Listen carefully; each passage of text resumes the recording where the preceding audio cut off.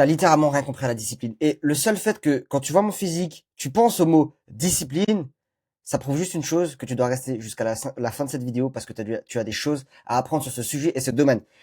À la fin de cette vidéo, moi, mon objectif, c'est que tu n'aies plus jamais besoin de forcer pour devenir musclé.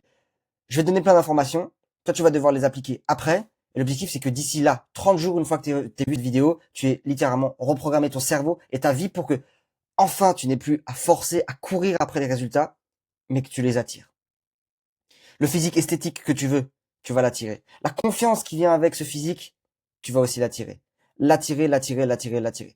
On va arrêter de forcer, ok? Là, c'est toi, t'es en train de forcer, c'est le mythe de Sisyphe. Pas, t'es en train de pousser, jusqu'à ce que tu as l'impression d'atteindre en haut et ça retombe du début. Et tu dois recommencer encore et encore. Je le sais, je suis aussi passé par là. Aujourd'hui, je vais donner tous les secrets qui m'ont permis de me sentir là, actuellement, me sentir bien et beau, et encore une fois, sans forcer. Pourquoi est-ce que tu devrais m'écouter, hein, après tout? Bon, bah déjà parce que grâce à ces méthodes que je vais te donner aujourd'hui, et cette manière de voir et de penser, j'ai pris plus de 16 kilos de muscles, et très honnêtement, je compte en prendre 5 de plus dans les mois qui viennent. Et ça, encore une fois, sans routine chiante. Je me suis jamais forcé à manger des choses que je n'aimais pas. Et je m'amuse à la salle de sport. À aucun moment pour moi ça a été une corvée où j'ai dû le voir comme un truc que je devais absolument faire et qui foncièrement me faisait chier. Jamais. Donc sans forcer. Make sense? Avant que je te présente le plan de cette vidéo, premier lien dans la description. Si t'es un homme mince et que t'as des problèmes pour prendre du muscle actuellement, réserve, c'est un échange de 10-15 minutes. On va faire le point sur tes problématiques, où est-ce que tu veux aller, pourquoi est-ce que tu bloques, pourquoi est-ce que tu as dû recommencer tant de fois et que tu n'as jamais atteint ton résultat. Bref, il n'y a pas de piège, c'est 100% gratuit, un petit échange de 10-15 minutes. Premier lien dans la description. Alors, qu'est-ce qu'on va voir au final de cette vidéo? 3 parties. Bon bah déjà, pourquoi ta discipline que tu mets aujourd'hui à la salle de sport et dans le but d'avoir un meilleur physique, pourquoi elle est mal placée? Ensuite, pourquoi cette discipline mal placée, elle te sauvera jamais? Que ce soit à la salle de sport ou même tu verras dans d'autres domaines de ta vie. Et enfin, pour finir, et ça c'est le plus important, comment est-ce que tu vas faire pour tomber amoureux du processus? Comment est-ce que les 30 prochains jours vont être différents des 30 derniers mois ou des 30 dernières semaines que tu as déjà essayé de faire pour prendre du muscle? Les 30 prochains jours vont être différents si tu écoutes cette vidéo. Alors bon, déjà, la discipline, foncièrement, c'est pas mal en soi. C'est même très bien. Tu vois, les stoïciens, là en l'occurrence notre ami Marc Aurèle, pour eux c'était une vertu, ce qu'ils appelaient une vertu cardinale, c'est-à-dire une vertu qui donnait un sens à leur vie. C'est une vertu qu'ils appliquaient au jour le jour pour s'assurer d'être bien. La discipline, c'est bien, mais encore une fois, pas partout. La discipline, quand c'est pour faire, admettons, vivre dans un espace propre, donc c'est-à-dire faire le ménage, il faut être discipliné à ce niveau-là. Tu ne peux pas te permettre de ne pas être discipliné et de dire, bon, bah, parce que je kiffe pas, je vais pas le faire. Non. Où il y a des choses, parfois, dans la vie, c'est pas tout le temps que du fun, on est bien d'accord, que du fun, que vouloir faire les choses, que se créer des choses qu'on aime. Parfois, dans la vie, il faut faire des trucs qu'on n'aime pas.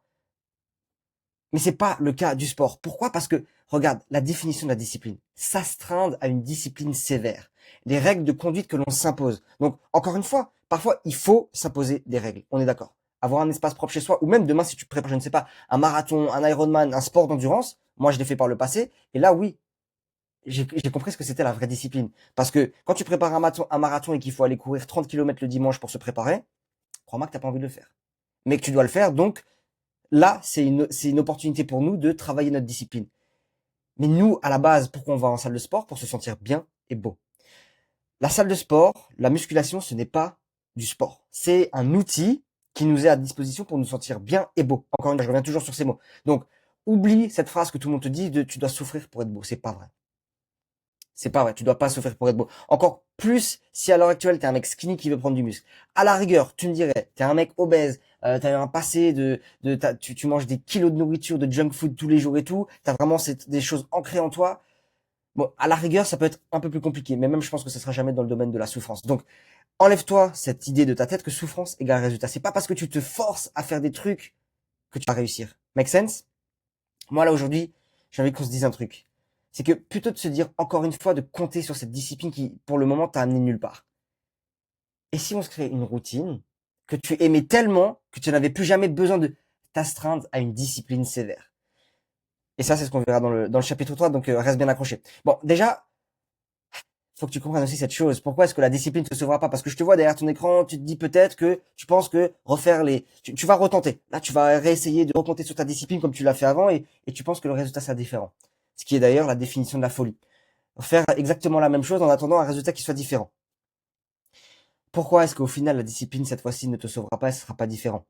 Bon, faut que tu comprennes une chose, c'est qu'il y a deux voies dans ta tête. Aujourd'hui, on parlera pas de celle-ci, ce n'est pas forcément une voie, mais le cerveau reptilien, donc instinctif, tout ce qui va être en rapport avec manger, dormir, la sécurité, le sexe, on va pas en parler aujourd'hui, on va se concentrer sur le néocortex, donc plus cartésien, et le cerveau limbique, les émotions. Tu vois, je vais te donner un exemple très concret. Quand tu prépares par exemple ta journée de demain, peut-être tu te fais une to-do list, tu es en train de réfléchir à qu'est-ce que tu vas devoir faire. Je te connais.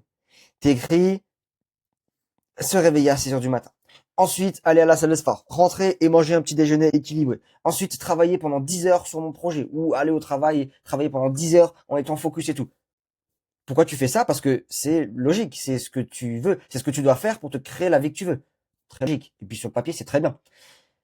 Mais voilà, le lendemain, quand tu te réveilles, qu'est-ce qui se passe? Le réveil sonne à 6 heures et puis, bah en fait, je suis bien là sur le canapé, sur le lit. Je pourrais le faire demain.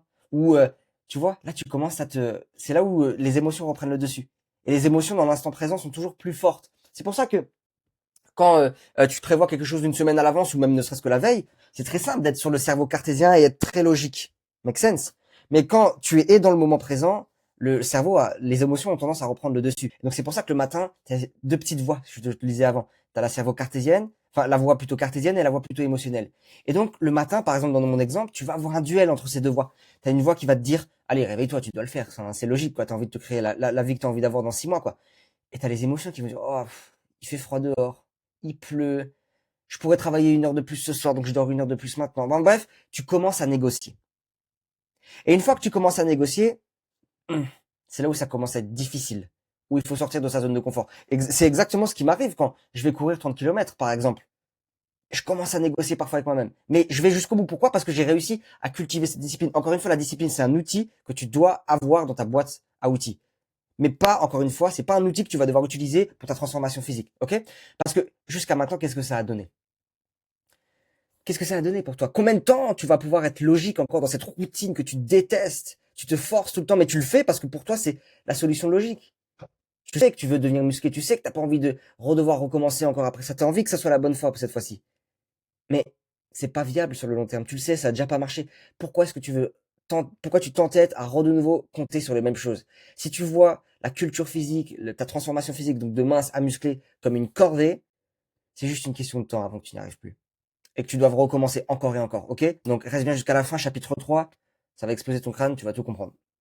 Parce que là, c'est toi, littéralement, c'est toi. Encore une fois, le mythe de Sisyphe. Sisyphe.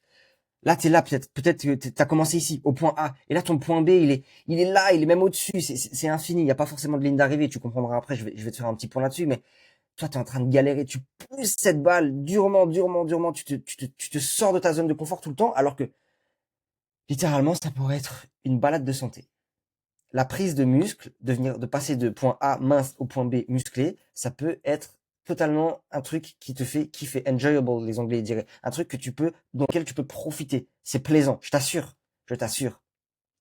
Donc, au final, comment on fait? Parce que ça, c'est le plus important dans cette vidéo. Comment tu vas faire, au final, pour tomber amoureux de ton processus? Comment tu vas faire pour kiffer le voyage? Comment devenir musclé en kiffant le voyage? Parce que c'est ça, c'est un voyage.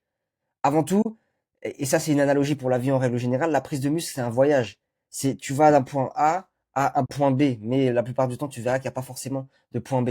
Donc concrètement là, qu'est-ce que tu vas pouvoir mettre en place dès aujourd'hui et ça sur les 30 prochains jours pour vraiment littéralement reprogrammer ton cerveau et faire en sorte que enfin ta prise de muscle ne soit plus un effort à fournir, mais juste un truc que tu as envie de faire. Tu auras envie d'aller à la salle de sport, tu auras envie de manger un repas que tu te seras préparé après la salle de sport, tu auras envie de mettre les actions qui te permettront d'atteindre ton résultat. Alright? Bon, première chose, et ça c'est peut-être le plus important, fais moins de ce que tu n'aimes pas et plus de ce que tu aimes.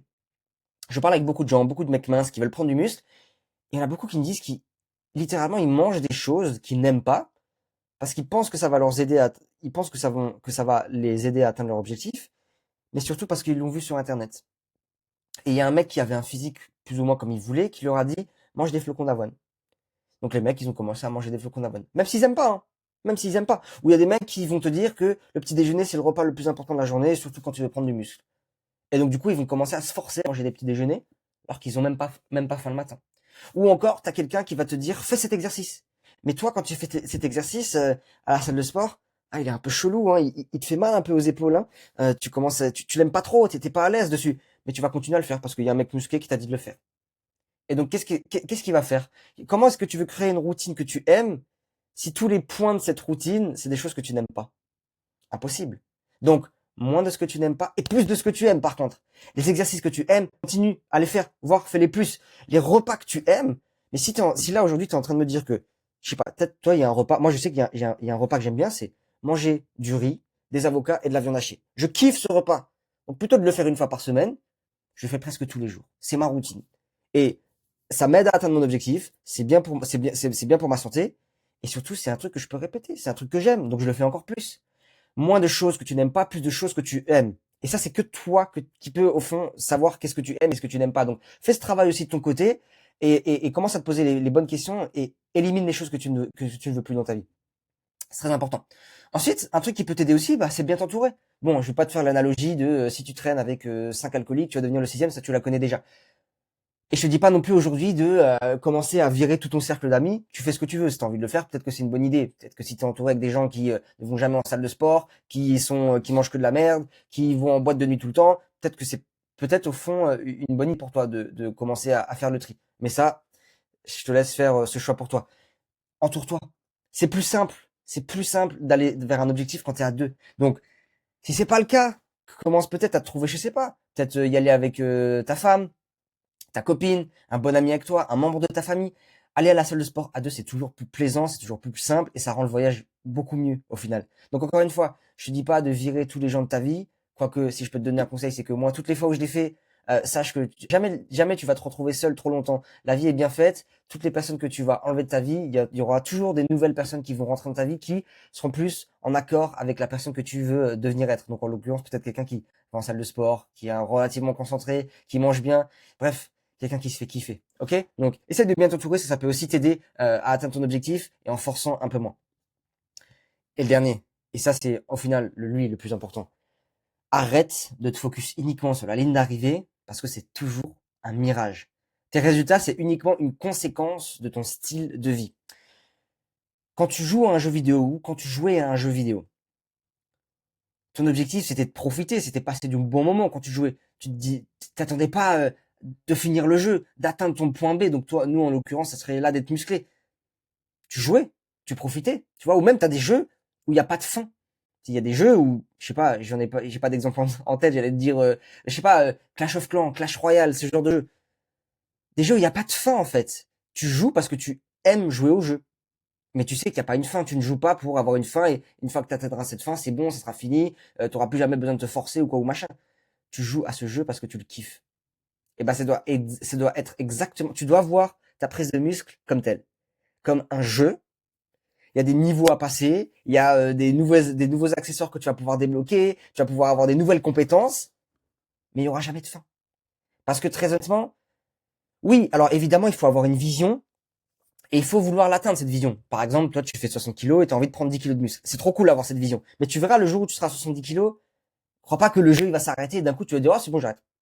J'ai plus envie, là, ça m'a saoulé. Non, tu vas continuer parce que tu seras créé une routine que tu kifferas. Et vu que tu la kifferas, tu auras envie de la faire. Et ça, jusqu'à la fin de tes jours, jusqu'à ce que tu puisses plus le faire. C'est ça l'objectif ultime, c'est de te créer une routine que tu kiffes tellement que tu n'aies plus jamais besoin à te forcer. Une routine que tu kiffes tellement que tu la gardes jusqu'à la fin de tes jours. C'est ça le plus important. Donc, tu l'as bien compris, ma vidéo, c'est pas discréditer la discipline, ces mecs comme David Goggins ou Rocky ou machin. C'est juste te faire comprendre que ta discipline là actuellement elle est mal placée et que si tu as besoin pour ta transformation physique d'utiliser ta discipline, c'est que tu as fait quelque chose de mal, c'est que tu fais des choses que tu n'aimes pas plutôt de faire des choses que tu aimes. C'est potentiellement que tu es mal entouré, c'est potentiellement que tu te dis qu'il y a une fin et donc je tryhard pendant un temps, je suis discipliné et ouf, dès que j'aurai atteint mon objectif, je pourrai enfin me relâcher. C'est ça le problème, c'est que tu l'as mal vu. Ton regard, le prisme sur lequel tu regardes la musculation, il n'a pas été bon jusqu'à maintenant. C'est pour ça, c'était ça le but de cette vidéo. N'oublie pas, si tu veux qu'on fasse une discussion, un échange où on va un peu plus en profondeur sur toi, tes problèmes, tes problématiques du moment, pourquoi tu n'arrives pas à atteindre tes objectifs jusqu'à maintenant, pourquoi tu as dû recommencer des tas de fois, pourquoi est-ce que ce que tu fais c'est pas adapté, je t'offre un échange de 10-15 minutes. Tu cliques sur le premier lien dans la description. Tu vas arriver sur mon calendrier directement. Tu pourras booker le créneau qui te convient le plus. Il n'y a pas de piège, c'est 100% gratuit, donc n'hésite pas. C'était un plaisir de t'avoir avec moi sur cette vidéo et reste bien branché pour les prochaines. Ciao!